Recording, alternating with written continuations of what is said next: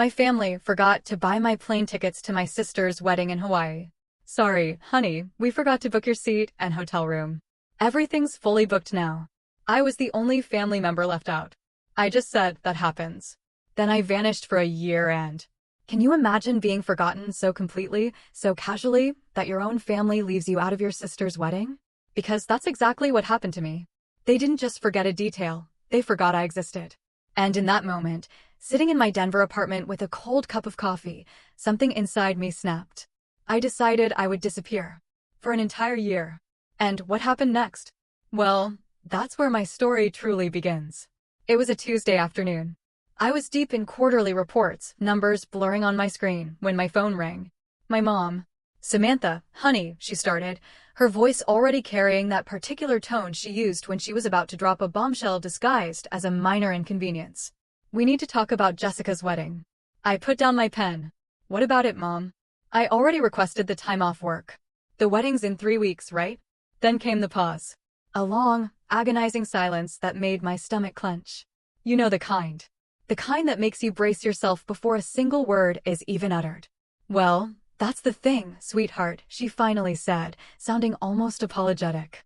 Your father and I were handling all the travel arrangements and, somehow, we forgot to book your plane ticket. And your hotel room.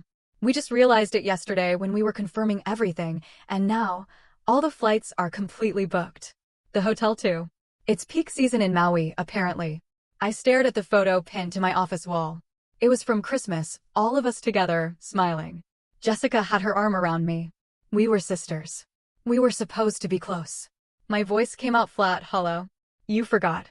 These things happen, sweetheart, she rushed on. We've been so busy with the planning, and there were so many details. Jessica is devastated, of course, but she understands. We'll take lots of photos for you. Devastated. I thought. She understands? In that moment, 27 years of being the forgettable one washed over me. The middle child. The reliable one. The quiet one. The one who never quite measured up to Jessica, the golden daughter who became a successful architect, or my younger brother Danny, the charming entrepreneur everyone adored. I was just Samantha. Easy to overlook. Easy to forget. So I just said it. That happens. Oh, I'm so glad you understand. My mom's relief was palpable. Your sister was worried you'd be upset. You know how sensitive she gets before big events. I'll send you photos. I promise. After she hung up, I sat there for an hour, the cold coffee a metaphor for my life. Then I opened my laptop. I wasn't researching flights to Hawaii. I was researching something else entirely. The very next day, I requested a meeting with my supervisor, Patricia. Her eyebrows shot up when I told her I wanted a leave of absence. A year, she asked, surprised. That's quite unusual. Is everything all right? Everything's fine, I said. I have some personal projects I want to pursue. I've been here 6 years. I think I need a break to figure out my next steps. Patricia studied me. I'd always been her most reliable analyst, the one who stayed late, never complained, fixed problems quietly. Without drama. You have plenty of vacation time saved up, she said finally. And, honestly, Samantha, you deserve it. You've been carrying this department for years. If you need a sabbatical, take it. Your position will be here when you get back. I walked out feeling lighter than I had in months. That evening, I messaged the family group chat. No one answered calls anymore anyway. Hey everyone, not going to make the wedding, but I hope it's beautiful. Taking some time for myself. Going to be offline for a while. Love you all. Jessica responded immediately. Wait, what? Where are you going? I didn't answer. Instead, I turned off my phone. Over the next week, I sold most of my furniture, put my car in storage, and rented out my apartment. I kept only what fit into 2 suitcases and a backpack. My family tried calling, but I let everything go to voicemail. Jessica left increasingly frantic messages. Sam, this is weird. Where are you going? Are you okay? Please call me back. Danny texted, dude, what is going on? Mom is freaking out. I didn't respond. The day before Jessica's wedding, I boarded a plane. Not to Hawaii. To Tokyo. I'd always wanted to see Japan. I'd been saving money for years. What I hadn't told anyone was just how much I'd saved. Living frugally, investing carefully, it had given me enough to fund an extended journey, especially if I was smart about it. As the plane lifted off, I felt it. Something I hadn't felt in years, freedom. I spent 3 weeks in Japan, staying in hostels and budget hotels. eating street food, visiting temples, practicing my terrible Japanese with patient locals. I took a calligraphy class in Kyoto, learned to make soba noodles from an elderly woman in Osaka who reminded me of my grandmother. My grandmother, who actually remembered my birthday every year, who had left me a small inheritance with a letter. Samantha, she'd written, "You have always been the one who thinks before acting, who plans quietly while others make noise. Use this wisely. Make yourself proud." I had invested most of it, watched it grow. Now, I was using it exactly as she intended. From Tokyo, I went to Seoul. Then Bangkok. No photos, no updates. Nothing. I existed in a bubble of anonymity. Just another traveler with a backpack and a journal. Meanwhile, my family was losing their minds. I'd check my turned-off phone once every 2 weeks at internet cafes, just to see the chaos. Jessica's wedding had happened. I logged into social media just once from a borrowed tablet. It looked beautiful. White sand, sunset ceremony, elegant reception. She wore a stunning dress. Everyone looked happy in the photos. No one seemed to miss me at all. But my inbox told a different story. 47 emails from my mother, 32 from Jessica, 24 from Danny. Even my father, who never used email, had sent 3. Subject lines ranged from, "Where are you?" to "Please call us," to "This is not funny anymore," to "We are worried sick." I read none of them. Not yet. In Vietnam, I met a woman named Helen. She ran a small export business connecting Vietnamese artisans with international buyers. The thing about disappearing, she told me over coffee in Hanoi, is that you find out who you actually are when nobody is watching. What did you find out? I asked. She grinned. That I'm much more interesting than my family ever gave me credit for. We became friends. She taught me the basics of international trade, supply chain management across borders, how to identify quality products.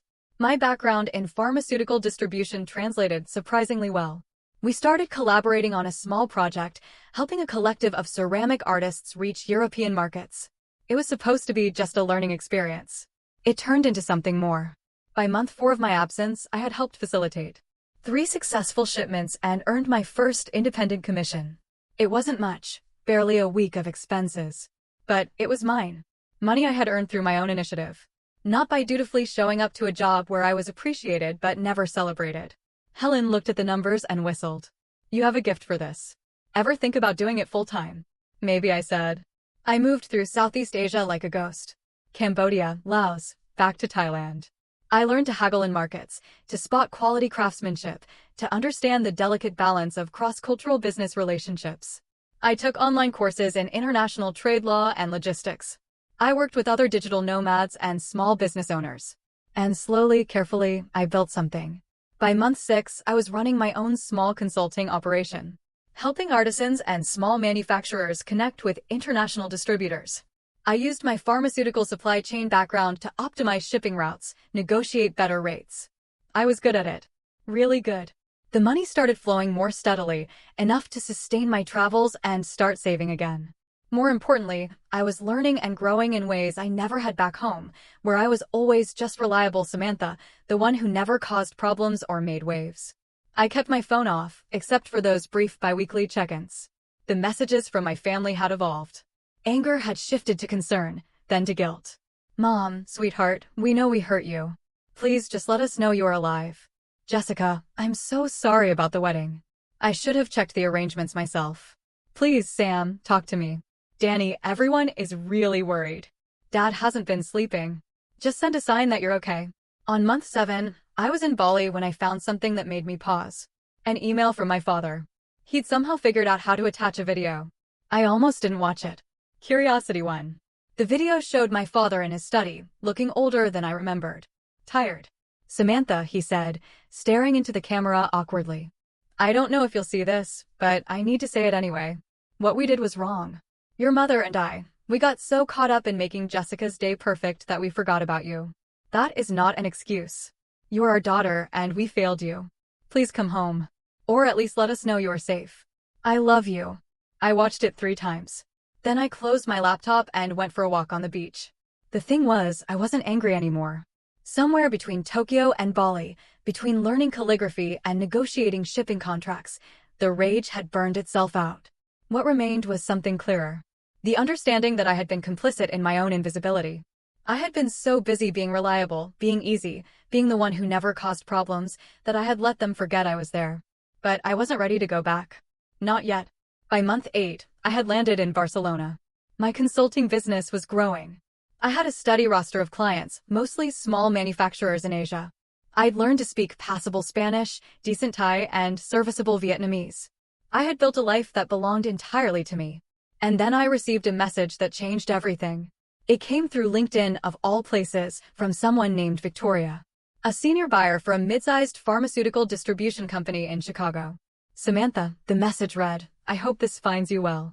I was given your name by a mutual contact who said you have been doing impressive work in international supply chain consultation. We have been struggling with our Asian suppliers. Would you be interested in discussing a consulting contract? Your background at your previous company suggests you would be perfect for this project. I stared at it for a long time. Then I looked at Victoria's profile. The company was called Apex Pharmaceutical Distribution. It was a competitor to my old employer, but smaller, more nimble. They were expanding aggressively. I wrote back, I would be interested in learning more. I am currently based in Europe, but available for video consultations. What timeline are you working with?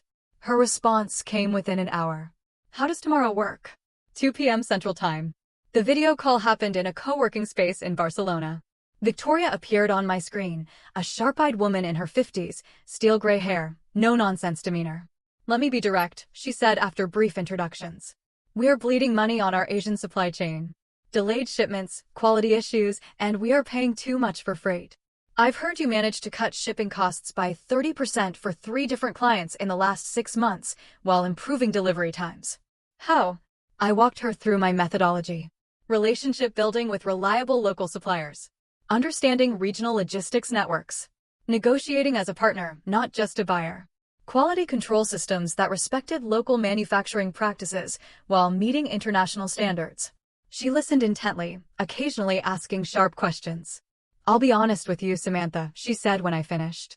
I've been in this business 28 years. Most consultants talk a good game but can't deliver. You sound like you actually know what you're doing. I want to offer you a 6-month contract. Remote work, but you need to travel to our supplier sites periodically. The pay is substantial. She named a figure that made my heart skip. It was more than I had made in a year at my old job. I need to think about it, I said, keeping my voice steady. Of course. But I need an answer by Friday. We're losing ground to competitors, and I need someone who can move fast. After the call, I sat there for 2 hours. This was a real opportunity. Not just a collection of small consulting gigs, but a legitimate contract with a growing company. It would mean structure, stability, and validation for everything I'd built. It would also mean emerging from my self-imposed exile. I thought about my family. The messages I'd been ignoring. The fact that I'd been gone for 8 months and they still had no idea where I was or what I was doing. Part of me wanted to stay hidden forever, to keep building this new life where no one knew me as the forgettable middle child. But another part, the part that had grown stronger with each country visited and each deal closed, knew that real growth meant eventually facing what I'd left behind. Not because I owed them anything. Because I owed myself the satisfaction of showing them exactly who I had become. I sent Victoria an email. I accept your offer. When do we start? Her response was immediate, Monday. Welcome to Apex. Over the weekend, I began the process of returning to the visible world. I turned my phone on fully for the first time in months. The cascade of notifications was overwhelming. Missed calls, voicemails, texts, emails. I ignored all of them for now. Instead, I updated my LinkedIn profile with my new title, International Supply Chain Consultant, Apex Pharmaceutical Distribution. I added details about my consulting work over the past months. Professional, yes, but clearly successful. Then I posted a single update, excited to announce I am joining Apex Pharmaceutical Distribution as a consultant helping optimize international supply chains. Looking forward to this next chapter. I knew it would detonate like a bomb in my family's world. They had no idea where I had been or what I had been doing. Now they would see that not only was I fine, I was thriving. My phone started ringing within 10 minutes. Jessica. I let it ring. Then Mom. Then Danny. I ignored them all. Instead, I spent the evening preparing for my new role. Victoria had sent over files detailing Apex's current supply chain challenges. As I reviewed them, I realized something that made me smile. One of their biggest competitors, the company eating their lunch in the Asian markets, was my old employer. The pharmaceutical distribution company where I had worked for 6 years. Where I had been reliable, quiet, easily overlooked Samantha. And now I was being hired specifically to help Apex beat them. The irony was delicious. On Sunday evening, I finally opened the messages from my family. Months of worry, guilt, anger, confusion, and eventual desperate pleading. I read every single one, feeling nothing but a distant sort of pity. Then I composed a single message to the family group chat. Hi everyone, I am fine. I have been traveling and working. Sorry for the silence. I will be in touch soon. Simple. Unapologetic. Offering no explanations. Jessica tried calling immediately. I declined and sent a text. Not ready to talk yet, but I'm okay. The next morning, I started my new job. Victoria set up meetings with Apex's executive team. I presented my initial assessment of their supply chain problems and my proposed solutions. They listened with an intensity one had never received at my old job. The CEO, a sharp businessman named Gregory, nodded throughout my presentation. This is exactly what we needed. Welcome aboard, Samantha. I think you are going to help us change the game. I smiled. That's the plan. My first major project for Apex took me back to Vietnam, where I had connections with manufacturers that my old company had repeatedly failed to cultivate properly. I flew from Barcelona to Ho Chi Minh City with a clear mandate: establish reliable partnerships with 3 key suppliers and negotiate contracts that would give Apex a significant advantage. The trip was a success beyond even Victoria's expectations. Using the relationships I had built during my travels, I secured exclusive agreements with 2 suppliers who had previously worked with my former employer, but had grown frustrated with their rigid, impersonal approach. The third was a new contact, a family-run operation producing high-quality pharmaceutical packaging that exceeded United States standards while costing 40% less. When I returned to Barcelona and presented the contracts in a video conference, Gregory actually stood up and applauded. Samantha, in 3 weeks, you have accomplished what our previous consultant could not do in 6 months. These contracts alone will save us close to $2 million annually while improving quality. Outstanding work. Victoria smiled. Something I had learned she didn't do often. I knew you were the right choice. The executive team wants to discuss expanding your role. Are you available for a call tomorrow? That night, I finally called my family. Not because I felt obligated, but because I was ready. My mother answered on the first ring. Samantha. Oh my God. Samantha, is that really you? Hi, Mom. Where are you? What have you been doing? We've been so worried, you cannot imagine. I'm in Barcelona, I said calmly. I've been traveling and working. I'm a consultant now. International Supply Chain Management. There was a stunned silence. You've been in Europe for how long? Her voice climbed an octave. About 9 months total. Asia before that. 9 months. You've been gone for 9 months. And you didn't think to tell us where you were. You didn't think to tell me I wasn't invited to Jessica's wedding until 3 weeks before, I said pleasantly. I figured we were even. Another silence. This one longer, more uncomfortable. Samantha, that is not fair. We apologized for that. It was a terrible mistake. It wasn't a mistake, Mom. Mistakes are accidental. You had a list of people to book flights and hotels for, and my name wasn't on it. That was a choice. Your sister has been devastated. Has she? I asked. Because when I looked at the wedding photos, everyone seemed pretty happy. No one looked like they were missing anything. We need to talk about this as a family, Mom said, her voice taking on that familiar tone of maternal authority. When are you coming home? I'm not sure yet. My work is here right now. What work? You had a perfectly good job in Denver. I quit that job. I have a new one now. A better one. I could practically hear her struggling to process this. Her reliable, predictable daughter had vanished for 9 months and returned as someone unrecognizable. I want to talk to you about this properly, she said finally, face to face.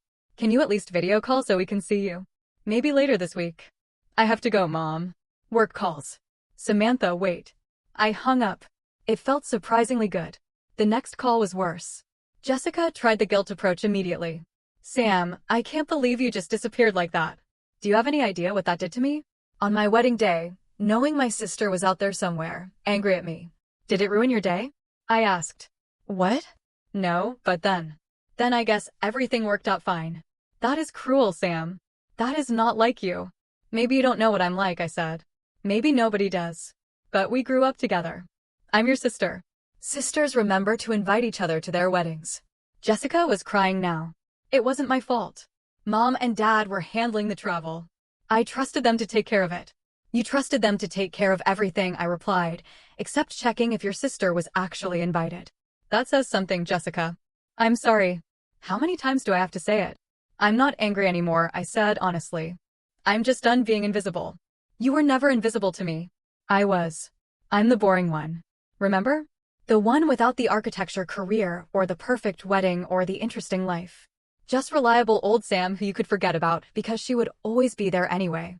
That is not true. Then tell me, Jessica. When was the last time you asked me about my life? About what I wanted? What I was doing? What mattered to me? The silence stretched out. She couldn't answer. Because she couldn't remember. Because it had never happened. I have to go, I said. Congratulations on your marriage. I hope you're very happy. I hung up before she could respond. Danny tried a different approach. Anger. What the hell, Sam? You just vanished for 9 months. Do you know how crazy that made everyone? Dad thought you might be dead. I sent a message saying I was fine. 1 message in 9 months? That is insane. Is it? Or is it about as much attention as I usually get from this family? Oh, come on. You're not going to play the victim card here. You're the one who ghosted everyone. After being ghosted first, I pointed out.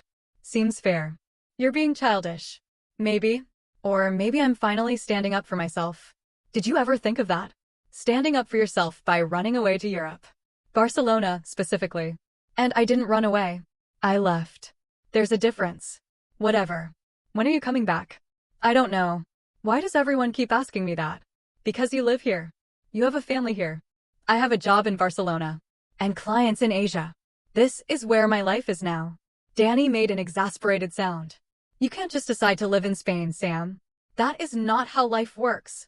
Actually, it is exactly how life works. When you're an adult with money and skills, you go where you want. You do what you want. You stop waiting for permission from people who barely notice you exist. That is not fair. Fair? You want to talk about fair? Let me ask you something, Danny. When was my birthday? Silence. You don't know, do you? Of course I know. What day, Danny? More silence. It was 3 months ago. Not one of you remembered. Not Mom, not Dad, not Jessica. And definitely not you. I turned 28 years old in Bangkok, completely alone. And my family didn't even notice. So forgive me if I'm not rushing back to Denver for a reunion. After those calls, I muted the family group chat and focused on my work. Victoria had been serious about expanding my role. Within 2 weeks, I was officially promoted to senior consultant, with a significant raise and equity options in Apex. My territory now included not just Southeast Asia, but also Eastern Europe, where Apex wanted to establish new supplier relationships. I moved from Barcelona to Prague, a city I had never visited but immediately fell in love with. The architecture, the history, the culture. It felt like a place where I could finally put down temporary roots while maintaining the flexibility my work required. My consulting work was thriving. I had developed a reputation in the industry as someone who could navigate complex international partnerships and solve supply chain problems that others found impossible. Offers started coming in from other companies. But I stayed loyal to Apex. They had taken a chance on me when I was still building my credibility, and Victoria had become something of a mentor. Meanwhile, my family's messages had evolved from guilt-tripping to attempted manipulation. Mom sent long emails about how Dad's health was suffering. Jessica forwarded articles about the importance of family forgiveness. Danny tried the buddy approach, sending memes and jokes as if nothing had happened, slowly trying to normalize communication. I responded occasionally, brief messages confirming I was alive and well. Nothing more. Then, 6 weeks into my Prague residency, I got a call from Victoria that changed everything. Samantha, we need to talk about something sensitive, she said. I'm sending you an encrypted file. Look at it and call me back. The file contained internal documents from my former employer in Denver. Somehow, Apex had obtained details of their new expansion strategy, and it was aggressive. They were planning to undercut Apex's pricing in every major market, using what appeared to be insider knowledge of Apex's cost structures. How did they get this information? I asked when I called Victoria back. We think they have someone on the inside. Someone who knows our contracts and pricing. She paused. Samantha, I need to ask you directly. You worked there for 6 years. Did you sign a non-compete? No. I was just an analyst. They didn't consider me important enough for a non-compete. And you've had no contact with anyone there since you left? None. I quit without notice and disappeared. Remember? Victoria was quiet for a moment. The timeline matches up. They started getting aggressive right around when you would have been in Southeast Asia establishing our new supplier relationships. My mind raced. You think they're copying my strategy? How would they even know what I was doing? That's what we need to find out. Can you think of anyone there who might have tracked your movements? Anyone who knew about your new position? I thought back to my old office, to the people I had worked with for 6 years. Most of them had barely noticed when I left. But there was one person. There was someone, I said slowly. Trevor. He was in my department. Always competitive, always looking for an edge. We worked on several projects together. He knew my methods. Is he still there? As far as I know. Let me check. I logged into LinkedIn for the first time in weeks. Trevor's profile showed he was still at my former employer. But he had been promoted. He was now the director of international supply chain strategy. My job. The promotion I had been quietly working toward for 6 years. Victoria, I said, he has my old job. Or rather, the job I should have gotten. Send me his information. We need to figure out if he is tracking your work. Over the next week, Victoria's team investigated. What they found was both flattering and infuriating. Trevor had indeed been monitoring my LinkedIn profile, my consulting activities, and even my travel patterns. He had been using my success as a roadmap, following 3 months behind, approaching the same suppliers I had worked with, trying to undercut the relationships I had built. But he wasn't as good at it as I was. He lacked the cultural sensitivity, the patience, the genuine relationship-building skills.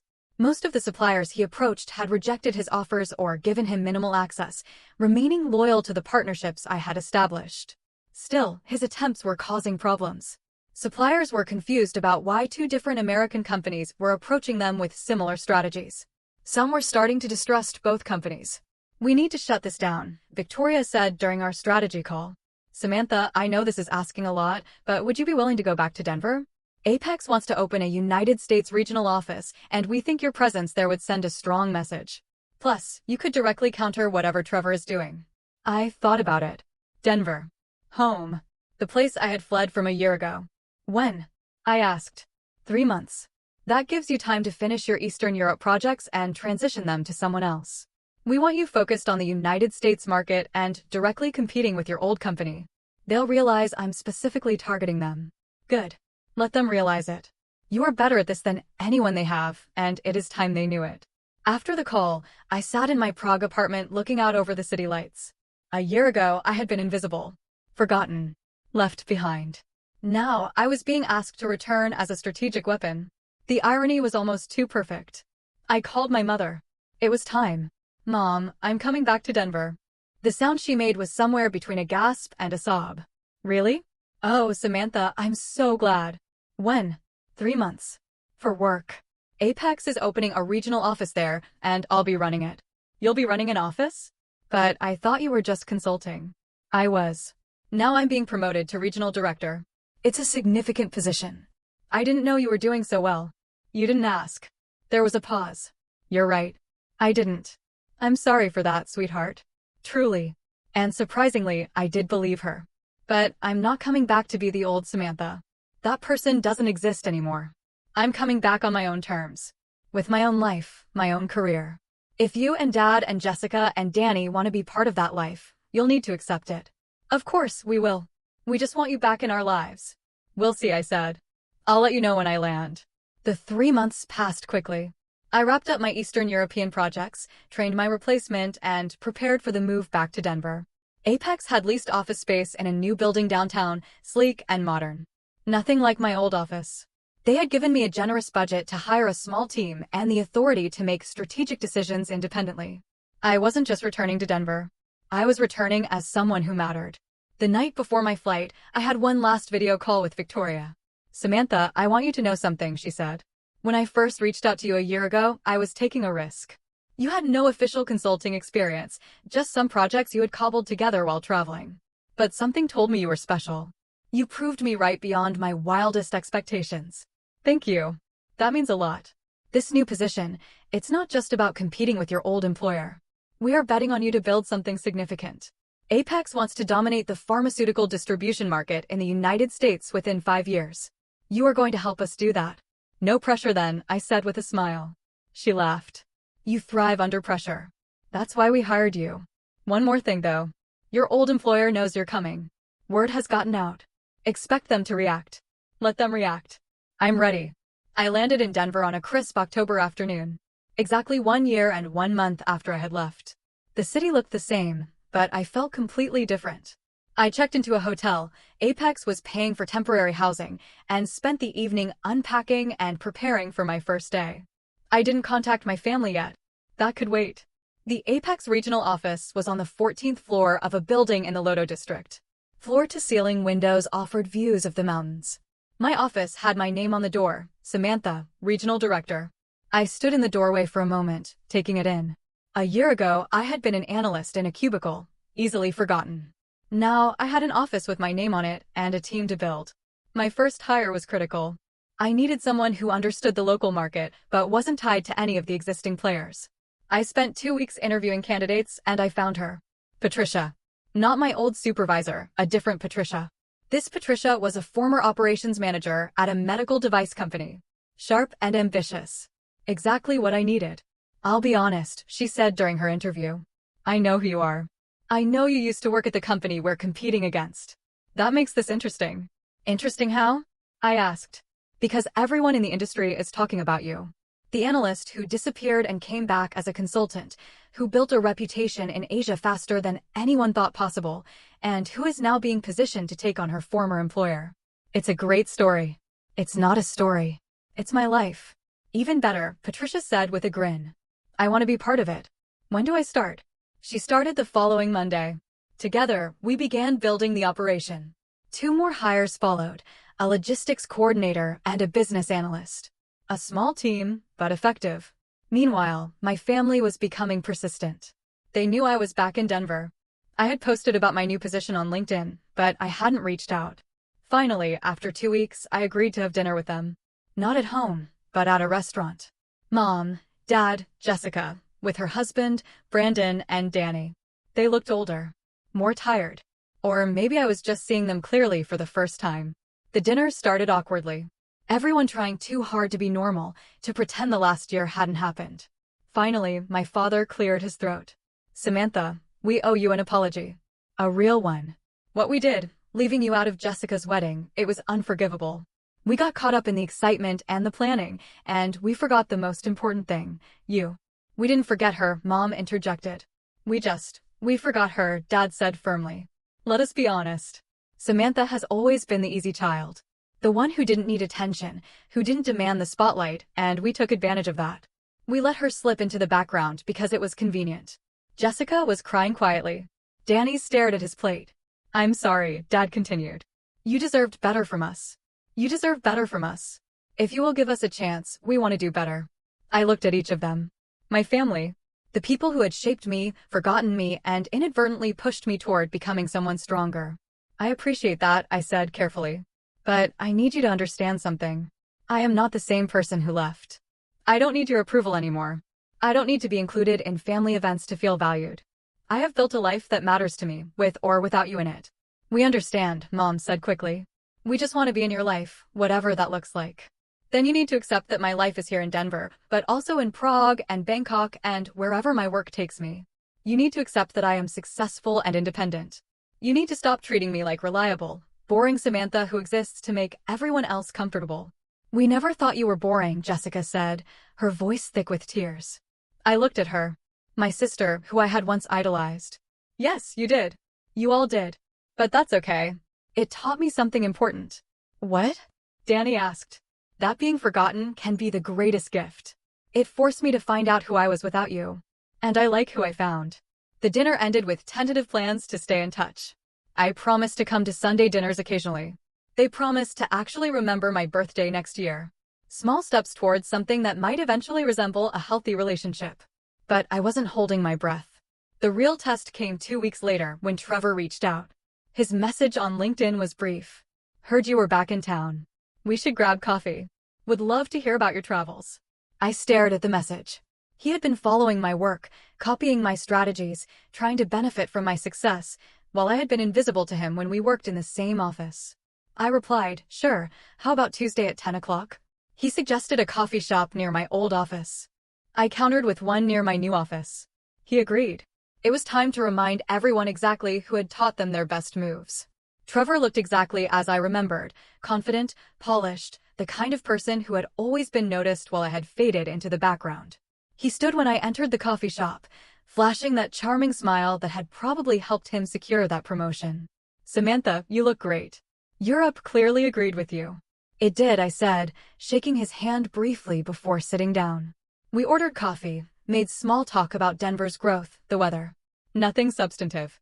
He was circling, trying to figure out how to approach what he really wanted to discuss. Finally, he leaned forward. "I have to say, I've been following your work. Very impressive what you've done in such a short time.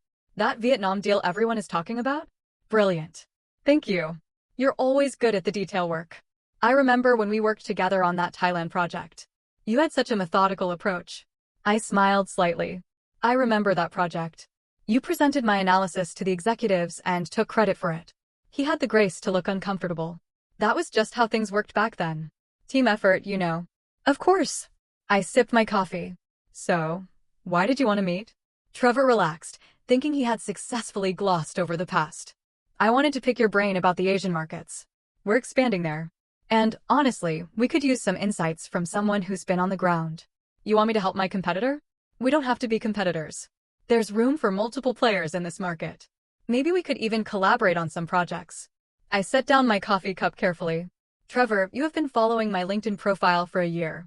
You have been approaching the same suppliers I cultivated, using the same strategies I developed, trying to replicate my success. And now you want to collaborate?" His face went through several expressions before settling on defensive. "I don't know what you're talking about." "Yes, you do. The question is, why? You got the promotion I should have had. You are in the position I worked toward for 6 years. Why are you so interested in what I am doing?" He was quiet for a moment, and I saw something flicker across his face. "Not guilt. Envy. Because you're good at this," he said finally. "Better than me, maybe. You always were. You see things other people miss. You build relationships that last. And now you're with Apex. And they're beating us in every market you touch. And whose fault is that? I didn't force you to leave. No, you just made sure I stayed invisible long enough that leaving was the only option." Trevor leaned back. "What do you want me to say, Samantha? That I'm sorry? That I wish things had been different?" "I don't want you to say anything. I wanted you to know that I know exactly what you have been doing, and it has not worked. The suppliers you approached? They told me about your offers. They laughed about how poorly you understood their business cultures. How you tried to strong-arm deals instead of building partnerships." His jaw tightened. "We are doing fine. You are hemorrhaging market share to Apex. In 6 months, we have captured 15% of the pharmaceutical distribution market in Southeast Asia. Your company has dropped by 12% in the same period. Those numbers are public, Trevor. Anyone can see them. So, you came back here to gloat?" "No. I came back here to finish what I started." I stood up. Trevor looked up at me. And for the first time in all the years I had known him, I saw uncertainty in his eyes. "Enjoy your coffee," I said. "And Trevor? Stop following my LinkedIn profile. It's a little pathetic." I walked out without looking back. That evening, I had a video call with Victoria. She was smiling before I even said anything. "I heard about your meeting with Trevor. How did you?" The industry is smaller than you think, and people talk, especially when someone shuts down the competition's golden boy in public. "Well done." I just told him the truth, which is exactly what he needed to hear. "Samantha, I have news. The executive team has been reviewing the quarterly projections, and your impact on our growth cannot be overstated. We want to expand your role again. Already, you have exceeded every target we set. Gregory wants to make you Vice President of International Operations.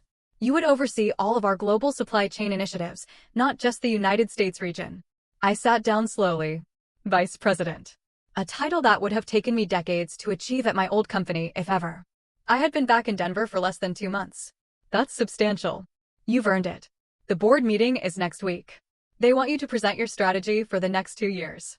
Show them what you showed us in Vietnam and Prague. Convince them that you can scale that success globally. After the call, I sat in my apartment looking out at the Denver skyline. A year ago, I had left the city feeling worthless, forgotten, invisible. Now, I was being offered a vice presidency at a company that actually valued my work. But I wasn't done yet. The board presentation was scheduled for the following Thursday. I spent a week preparing, pulling together data, projections, case studies. Patricia helped me refine the presentation. "You need to show them you are not just good at tactics," she said. You need to prove you think strategically, that you understand the big picture. She was right.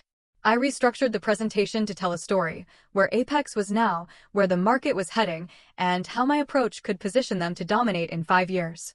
The night before the presentation, my mother called. "Sweetheart, I wanted to tell you how proud I am. Jessica mentioned she saw something on LinkedIn about a promotion." "Potentially. I have a board presentation tomorrow." "That's wonderful. What will you be presenting?" I found myself actually explaining it to her, walking through my strategy, my vision.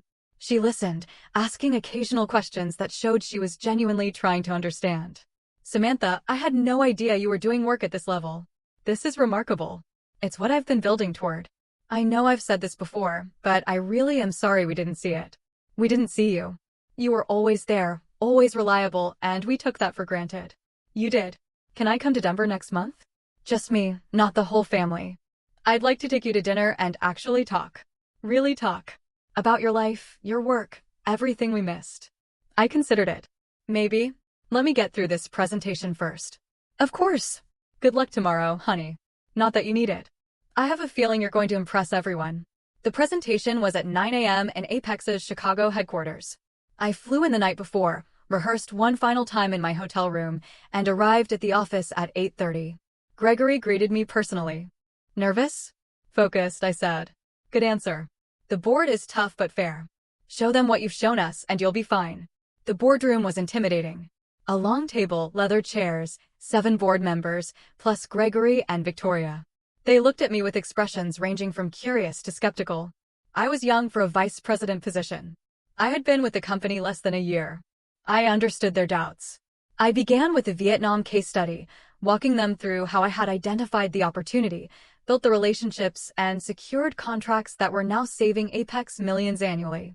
Then I moved to Prague, to the Eastern European partnerships that were opening new markets. "This is impressive work," one board member said, "but it's one thing to succeed in specific projects. Can you scale this approach across all international operations?" I advanced to my next slide, a global map showing target markets, potential partners I had already identified, and projected growth rates for each region. "Yes," I said simply. "Here's how."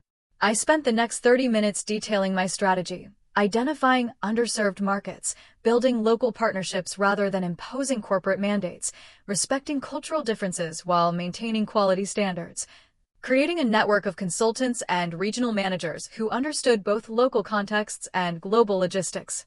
"The key," I said, "is recognizing that international supply chain management is not about controlling everything centrally. It is about building trust in each region and connecting those relationships into a coherent network. My competitors, including my former employer, keep failing because they try to force a one-size-fits-all approach. We will succeed because we adapt." Another board member leaned forward. "You keep referring to your former employer. Are you proposing we specifically target them?" "I am proposing we operate so effectively that they become irrelevant. If that involves directly competing for their market share, then yes. That is aggressive. That is business." Gregory was smiling. Victoria looked satisfied. The board members exchanged glances, and I saw the shift happening. I had won them over. The board chair, an elegant woman in her 60s named Diane, spoke. "Miss Samantha, you left your previous employer a year ago. You spent that year traveling, building skills, establishing relationships.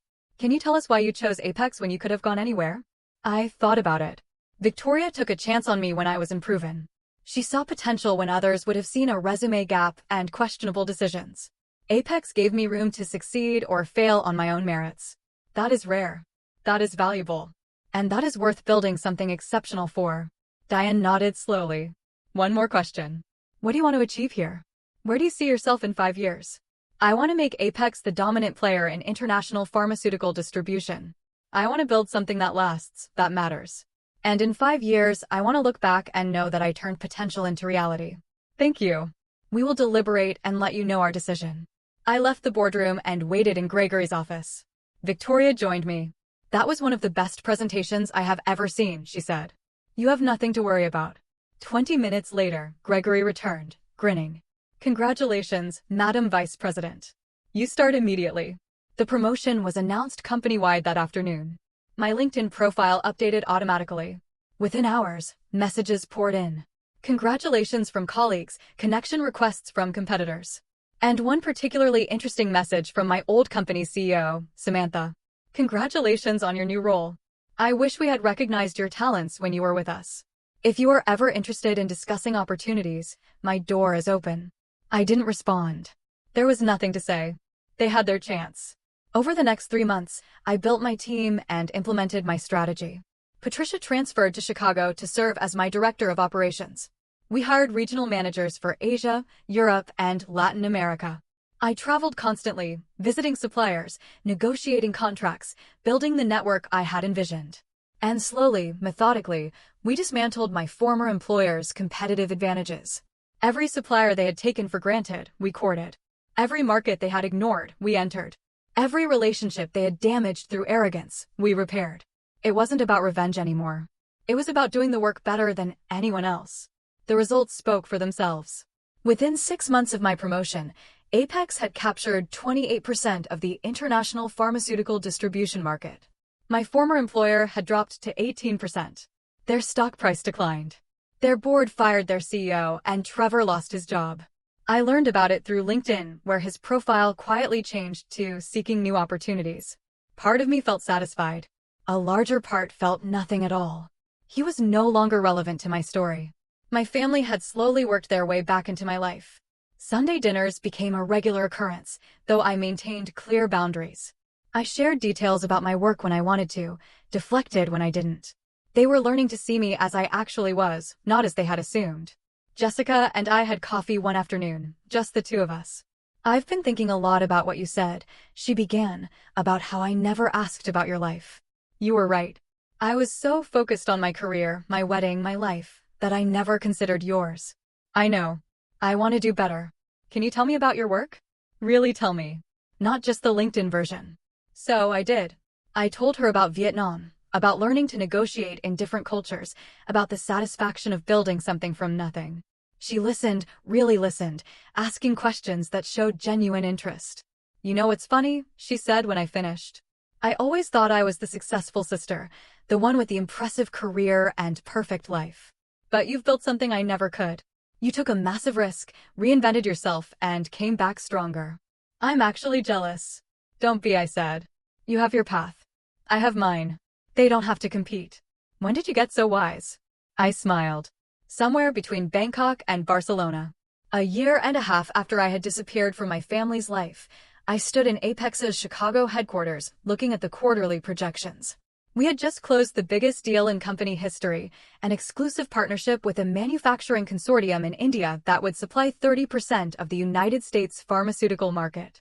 Gregory called me into his office. "Samantha, the board wants to offer you a seat. You would be the youngest board member in Apex's history." I accepted. That evening, I took myself to dinner at a nice restaurant. No family, no colleagues. Just me. I ordered wine, a perfect steak, and dessert. I sat there savoring every bite, thinking about the journey that had brought me here. 2 years ago, I had been invisible, forgotten, left behind. Today, I was a board member of a major pharmaceutical distribution company, overseeing international operations across 4 continents, earning more money than I had ever imagined possible. But more than that, I had become someone I respected. Someone who didn't wait for permission or validation. Someone who built her own path when the old one disappeared. My phone buzzed. A message from my mother. "Saw the news about the board appointment. So proud of you, sweetheart. Sunday dinner to celebrate." I smiled and typed back, "Maybe. I have a flight to Singapore on Monday. Let me check my schedule." Because that was my life now. International flights, board meetings, strategic decisions that affected thousands of people, and a family that had finally learned I was worth remembering. The greatest revenge was not their downfall, but my rise. They forgot me, and in that forgetting, they freed me to become extraordinary. If you've ever been overlooked or had a moment where you realized you needed to stop waiting for permission and choose yourself, I want to hear about it. What did you do? Share your story in the comments below.